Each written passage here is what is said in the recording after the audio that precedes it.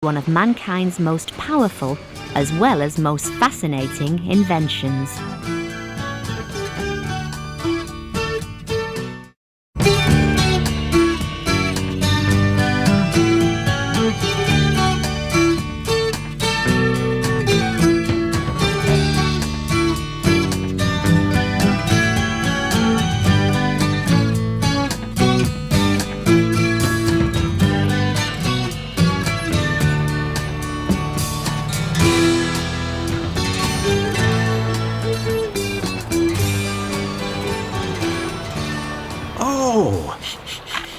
Best steak again? Best steak again. I mean, what else? I know. Who'd have thought it? Who would have thought what? Well, all that time ago, who'd have thought that we'd be doing well enough today to eat steaks? Or to be able to count the profits. Exactly.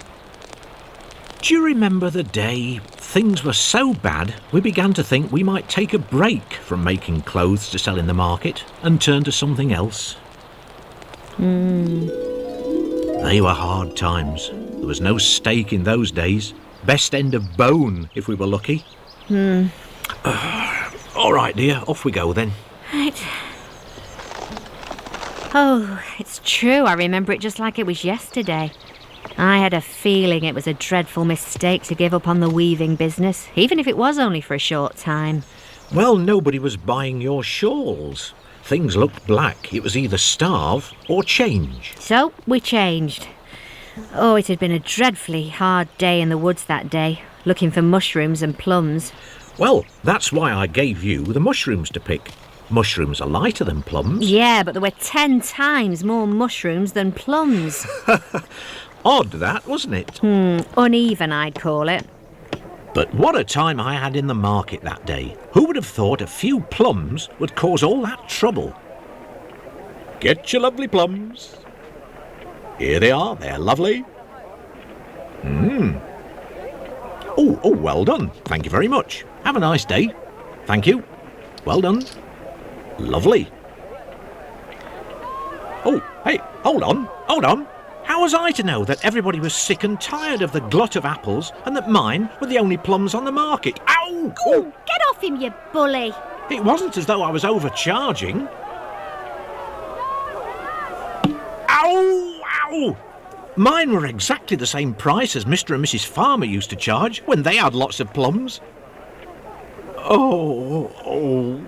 You could have heard a pin drop at my end of the stall, it was so quiet. Everybody seemed sick to death of mushrooms. You'd have thought they had a bad smell the way people kept away from them. But they were lovely mushrooms. Trouble was, they were just like everybody else's mushrooms. The shepherds, the masons, the cowards, and the farmers. Particularly the farmers. Yeah, trust their luck to turn up with the year's first tomato crop when everybody's fed up to their teeth with mushrooms. Oh, dear. What a day. Oh, I know. You know what? I wouldn't have cared if I'd never ever seen another plate of mushrooms. Oh, no! They were all rotten by the next day anyway, so we ended up throwing them all away. At least that was one advantage. No, disadvantage is what I called it. Something else could have been stored for a rainy day, but not mushrooms. No, not mushrooms. Oh. And then I suddenly had another thought. Why don't we use things the other way round? Why don't we only spend an hour or so collecting mushrooms and the rest of the time collecting masses and masses of plums? That'd please our customers. And make us a fortune. What a brilliant idea. It really made sense. Mushrooms were getting harder to find anyhow, and the plum crop was getting better and better. So that's exactly what we did. But it's funny how things don't turn out how you expect. There we are. I remember that day, calling out, "Get your lovely juicy plums. Roll up then, roll up. Here they are now. Fruit to tingle your taste buds. Roll up and please, form an orderly queue. Roll up, plums all fat and juicy. Everyone a winner. Come on, 10 cents a bowl, all fresh picked with my own fair hands this morning. Straight from the... Hello. Oh, all right, one at a time, please. Sorry, can you just be patient? Oh, it wasn't what I'd call one of the most successful of days. Even though it was a slack time, I'm sure we could have earned more money on either day by weaving cloth and selling clothes. Just as last time we had a load of mushrooms we didn't know what to do with, this time we had a mass of overripe plums. Too true. Rich man, poor man, beggar man, bankrupt. You know, I remember thinking that. The first time, people would have paid 3 times as much for my plums. Yeah, and I remember thinking I'd have sold all my mushrooms if only I'd been charging half the price. Right. And at half the price, I'd have sold all my plums the next day. And the next day, I could have sold all my mushrooms at 3 times the price. Oh well, we said, that's life. And then we suddenly had a thought.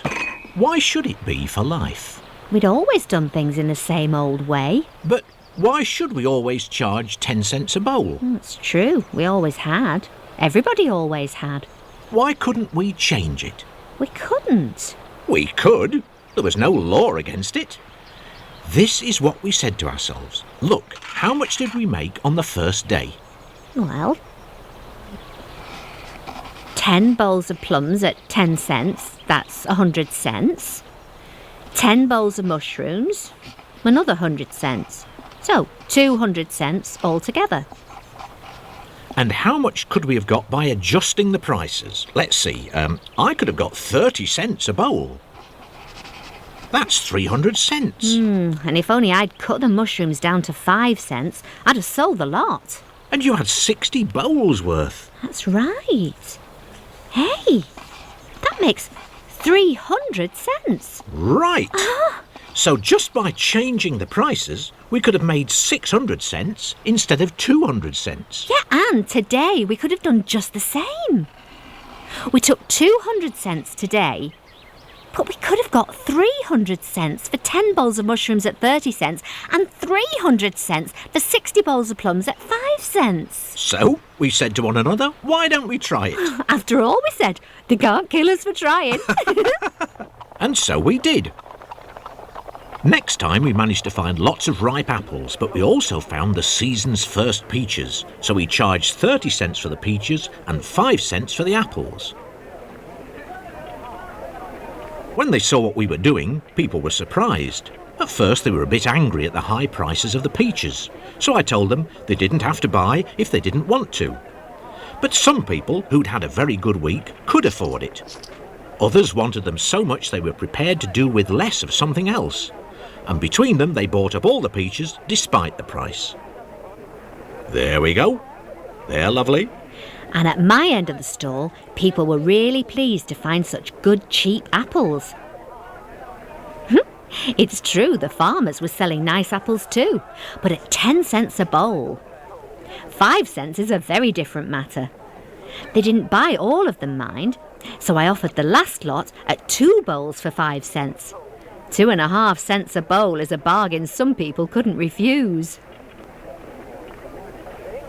See? And there we were, at the end of the day. There'd been no fights or scrambles for peaches, no apples left to rot, and instead of the 200 cents we'd probably have made if we'd not adjusted the prices, we got nearly 600 cents to show for our troubles.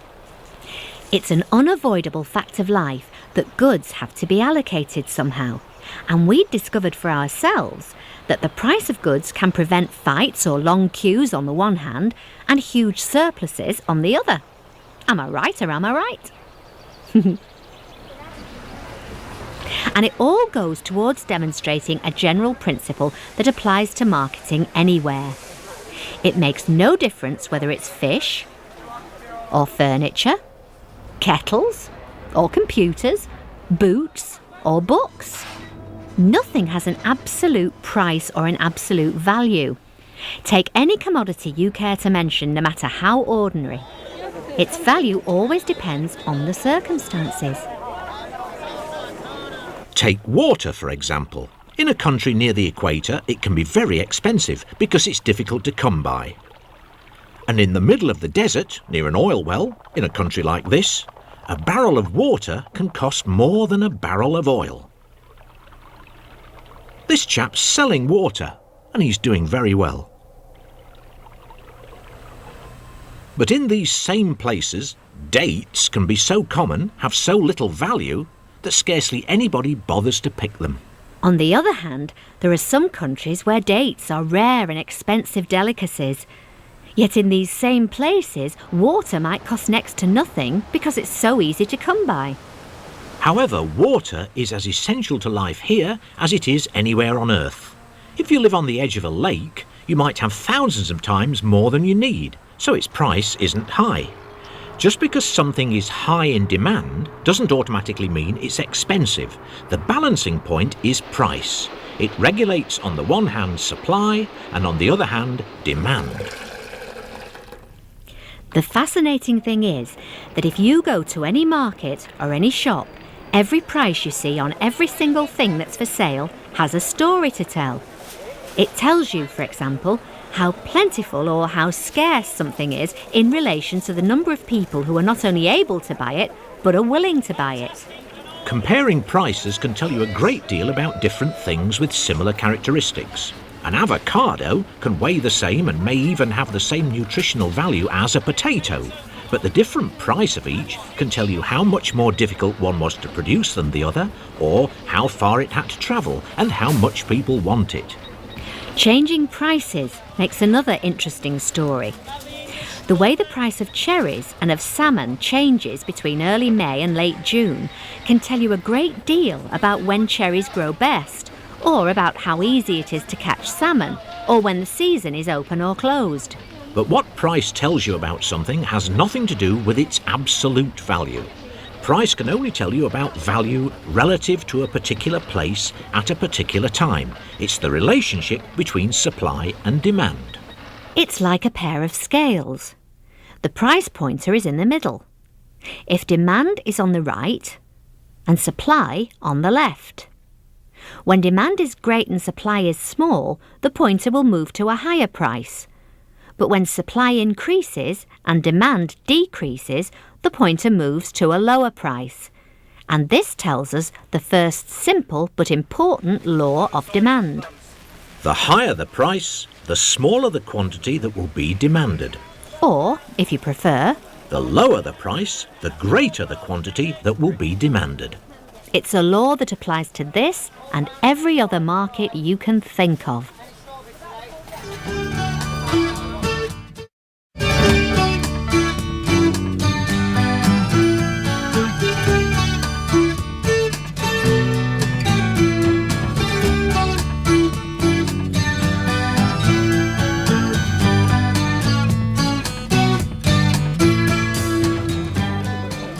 Lovely plums, lovely juicy plums. Get your lovely juicy plums. Roll up then, roll up.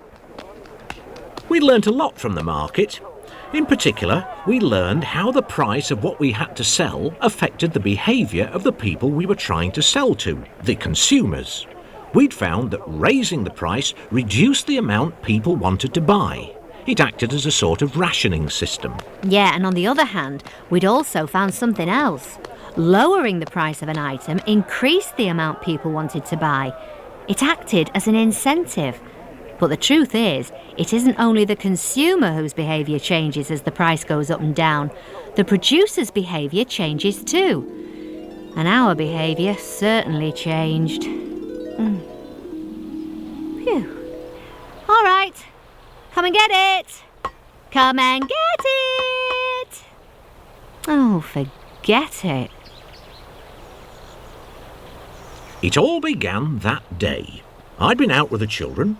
We'd walked further into the hills than I've ever been in my life before. And just guess what we found? It really wasn't the time for guessing games. A cave.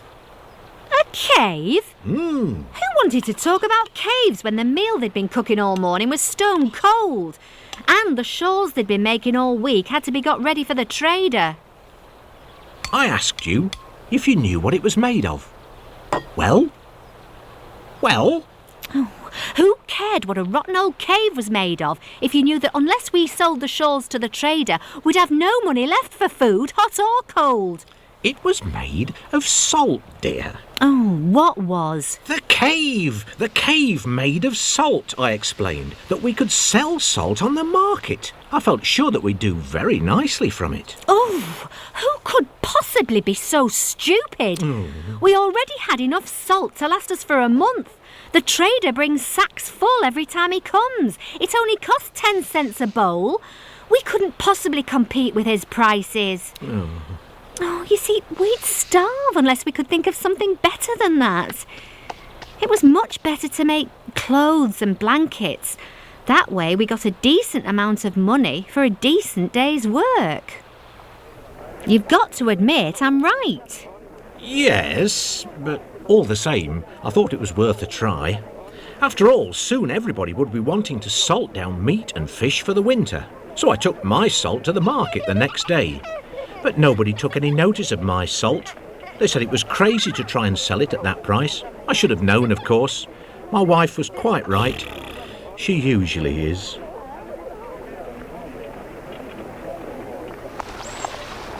Yes, and since one of us had to earn some money, I took the shawls to the trader. And although we couldn't sell our salt at our asking price, people needed it badly. There was a crowd waiting to buy it from the trader so they could preserve their fish and meat for the winter. But do you know what? There was a shock in store for everybody. The trader didn't have any salt, and he told us why. His village salt mine had caved in. It had been terrible. The whole tunnel was blocked.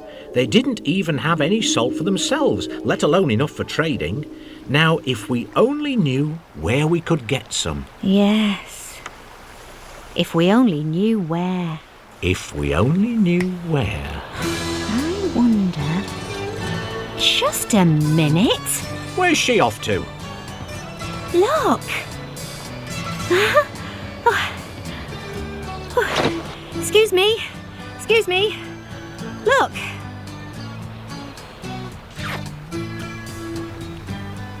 Oh, that's good stuff. Yes. Oh. Here you are. Oh, yes. Oh, that's lovely. Well, we got the message soon enough. You see, the whole of the village needed salt badly. No salt for the fish and meat surplus would mean that by next spring there'd be nothing left to eat. It was a long hike to the cave and hard work when we got there. But it was wonderfully clean, high-quality salt. Yeah. But the question was, would we be able to sell it at a price high enough to make all that effort worthwhile? And the answer was...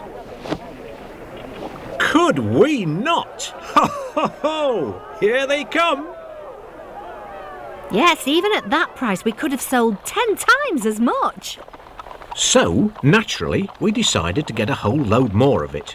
The trouble was, of course, we weren't the only people to realise that if you were onto salt, you were onto a good thing. We had company. Ooh, that awful shepherd family had caught on. Oh. They were all there, digging away at our salt. But even at 40 cents a bowl, salt was still well worth selling. But the trouble was, everybody else realised it. It soon began to look as though our whole village had turned to salt mining.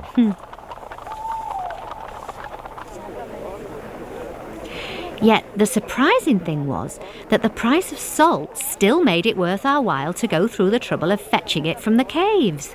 And another interesting thing was that now we'd stopped weaving, there were fewer shawls about, and their price had got higher and higher. Things continued like that for a few days. Then the market seemed to have settled down. Prices didn't go up much. And they didn't go down much. The price of salt stayed at 15 cents a bowl. Stayed at 15 cents, that is, until our salt bubble burst. Yes, it was that trader again.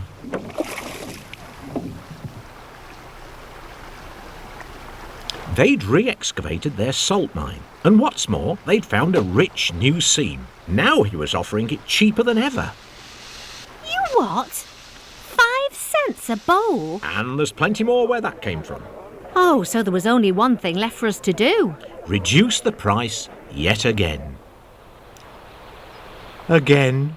Salted fish? Yes, salted fish again. Who wants to struggle 5 miles to a salt cave to dig for salt which scarcely brings in enough money to keep the children fed? But was there any alternative? Was there any alternative? And there it was! The price of shawls had made it worthwhile thinking about starting weaving again. So I sat down at me loom and I began to work hard. Oh, I'd forgotten how much I enjoyed this. Dee-dee. Dee-dee. What happened on that occasion was this. When the supply of salt ran short, the prices rose, and that encouraged more and more people to produce it. This increased the supply, and as more and more salt appeared on the market, its price dropped, but soon it reached a stable level.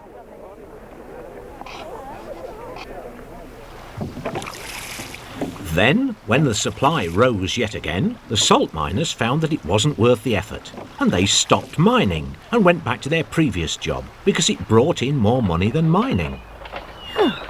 I'll soon have this one finished. We saw in the last programme how the market was full of messages for the customer about the present state of supply.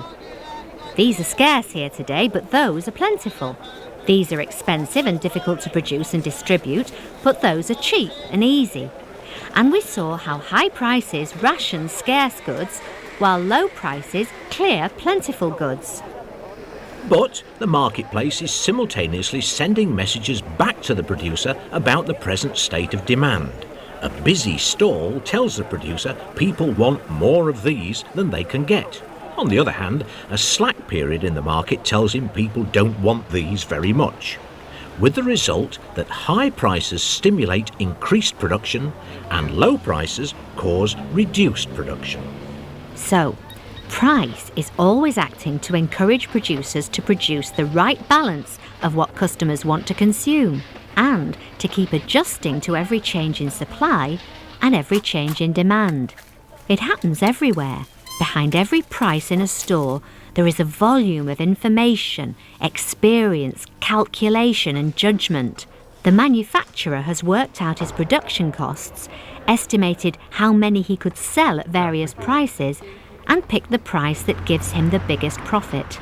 But he's competing with all the other manufacturers, and if his sales volume starts to drop, the message will get back to him fast. If it's a big change, it may mean a big rethink and a big change in the price. It might even put him out of business. A lot of manufacturers of hand-wound watches had to do a big rethink when electronic watches came onto the market at a fraction of the price. But it also works the other way.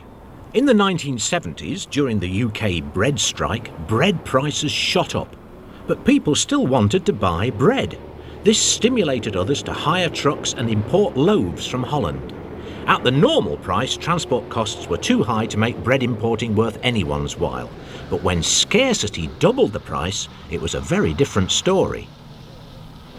In the same way, the quadrupling of world oil prices in 1974 made other kinds of energy production more attractive to producers. Offshore oil, coal, nuclear power, wind power, they all had been rated too expensive, but that only meant compared with oil. So when oil prices shot up, it became worth people's while to pay the extra production and distribution costs because they could now charge prices they never could have charged when oil was cheap. The high oil price did what high prices always do, discouraged and rationed the consumer, but encouraged and stimulated the producer. What happens is this. When the price is high, people are encouraged to produce a lot. But After the first rush, you won't get many customers because the high price puts them off. You'll have a lot of unsold goods. As the price drops, fewer people think it's worth producing, but more people think it's worth buying, and so it goes on. About here, you reach a point of balance. A price which stimulates the production of just about the amount that customers will buy at that price. If the price goes on downwards, more and more producers will be discouraged.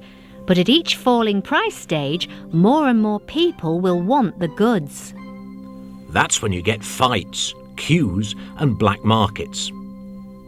This price, the one in the middle, is called the equilibrium price, the price most goods settle down at. So, just as we saw in the last programme that there's a law of demand, there's an equally important law of supply. It's this. The higher the price offered, the greater the quantity supplied. Or if you prefer, the lower the price offered, the smaller the quantity supplied. And, like the law of demand, the law of supply applies to this and every other market you can think of.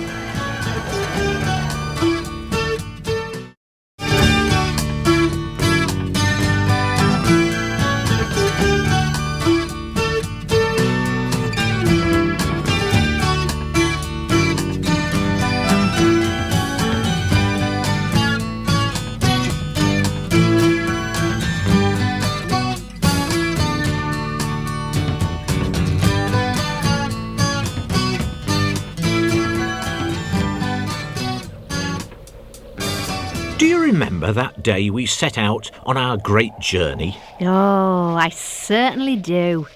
And all because somebody started a rumour that there was a hidden village where people made a kind of cloth entirely different from the sort we make. We discovered that it was more than a rumour. There really was a hidden community, and it was quite unlike ours. Hello there! Hello? Hello? Hello! Hello? Hello! Can we come down? We had a surprise, I can tell you. They were strange. I hope they're going to be friendly. I do too. Look, they're coming our way. Just stand and smile. Hello. Hello. We brought these to say hello. And I've got one too. There we go. To greet you. A lot of you have come to greet. Oh, for me. Oh, that's nice. Oh, isn't that lovely? Oh, I get one too. Oh, Oh, look at me. I look look like at you with flowers around your neck. Lovely. Funny old thing. Oh, oh dear. Oh. Oh. But they were wonderfully friendly. Would you believe it? They didn't use any wool at all to make their cloth. They used this fibre. It grew on plants. Cotton, they called it. The amazing thing was that their cloth-making machinery was very like ours.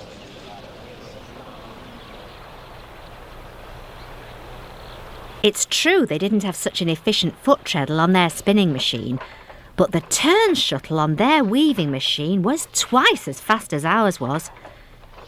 It's amazing. Look at that. Yeah. And the finished cloth. Well, that's really something. Yeah. So we had an idea. We decided to offer to buy some of their cottonseed. But would you believe it? They didn't understand what money was. They'd never even heard of it. No, so I asked them how they managed without money on market days. And the funny thing was, they didn't even know what a market was. Would you credit it? Yeah. They didn't seem to want to have anything to do with our money, did they? Not at all.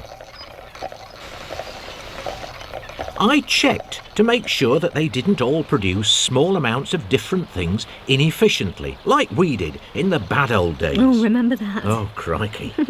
They agreed that they did specialise. Some produced cotton, others produced pots, wheat, others sheep, and so on.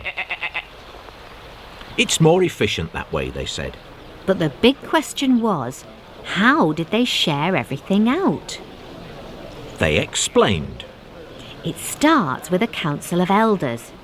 They decide how much of everything the village is going to need next year.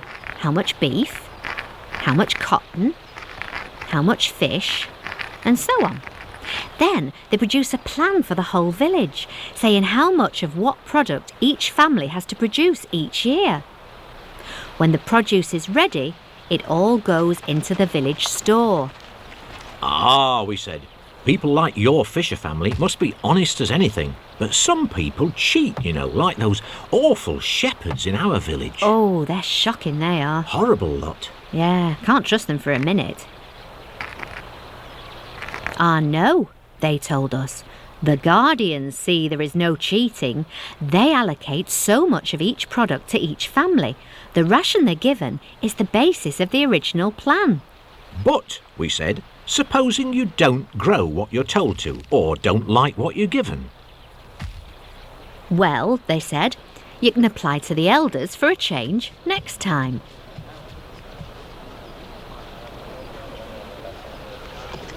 And in any case, most people have their own private patch where they grow things they specially like. And if they exceed the production quota, they can keep some to swap with other families. And that does make a certain amount of sense, Yeah, it does. But we explained to them that that was the way we once ran the whole village, and that now we have an even better system, and we don't have to do what we're told. How?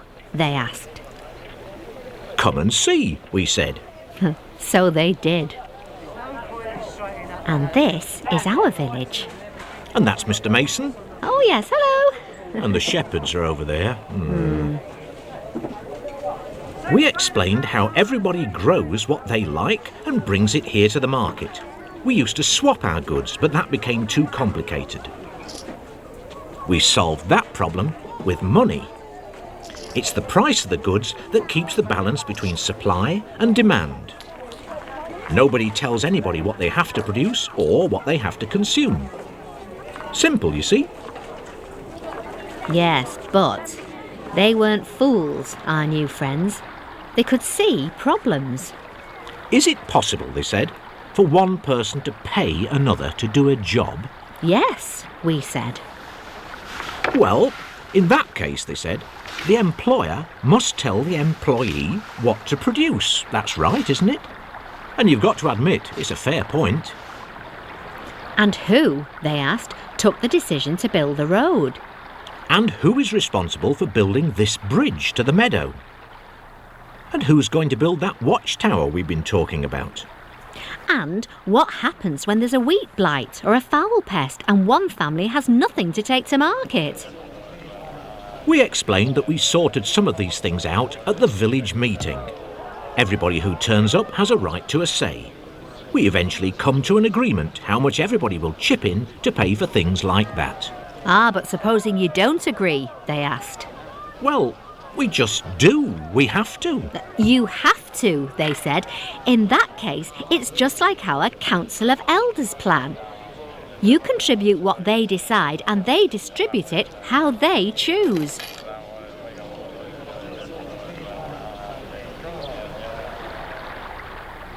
The truth is, we both work the same way. Both of us have some voluntary exchanges and both have some planning and allocation. The only difference is we do things in different proportions. What we've seen is an imaginary illustration of the two principal economic systems. This village is an example of a market economy, a system based on voluntary exchanges with a price mechanism